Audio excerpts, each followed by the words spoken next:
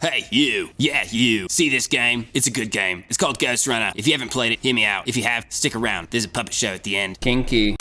You are this guy. Ghost Runner. Yeah. And some went down in this cyberpunk looking world, and apparently it's your job to fight whoever's responsible. Her name's Mara. You fight her for a bit, she totally cheats, rips off your arm, and throws you out a window. See? But you get a fancy new robot arm out of it, so that's cool. Where'd you get the new arm? I don't know. I'm on PCP. I didn't actually pay much attention to the story, but I gather our dude wants a rematch. At the end of the day, I didn't play for this story. I played because I enjoy cutting bad guys in half. That's pretty much the core of the gameplay. Cut dudes in half and don't get shot. It's a one-hit death, so pretty unmerciful. The game is difficult as is, but starting out is frustrating as hell because you have no idea what you're doing. Speed and movement is everything in this game, so get that down and the rest is a cakewalk. Keep it up and that up.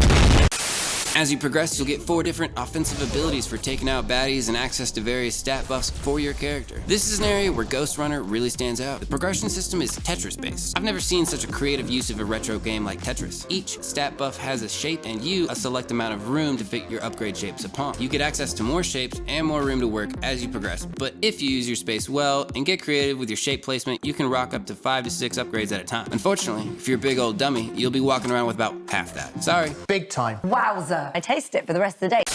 The gameplay is simple, but the game's got a ton to offer, from action to puzzles and some of the most unique platforming I've ever seen. There are also time trials if you're into torturing yourself, and even a 15-leg wave mode that offers a new sword and gloves if completed. It's not trying to push skin bundles or microtransactions like a lot of others nowadays. It's a game made simply to be enjoyed, and I respect that. There is one bit of additional content that can be purchased for like $8 or $9 though. It's called Hell Mode. It's a totally separate campaign from the original, played from the perspective of one of the bosses you fight with a totally different story, abilities, and movement style. Not a lot of games do that, and I've got nothing but respect for the developers for going above and beyond like they did. Well folks, that's all I got. If you're still here, thanks for being here. If you enjoyed this video, drop a like and consider subscribing. It makes me feel good and it helps me to slow the darkness growing inside of me. I'm Johnny, it's been a treat. Here's a puppet show. Ladies and gentlemen, the Sake Brothers!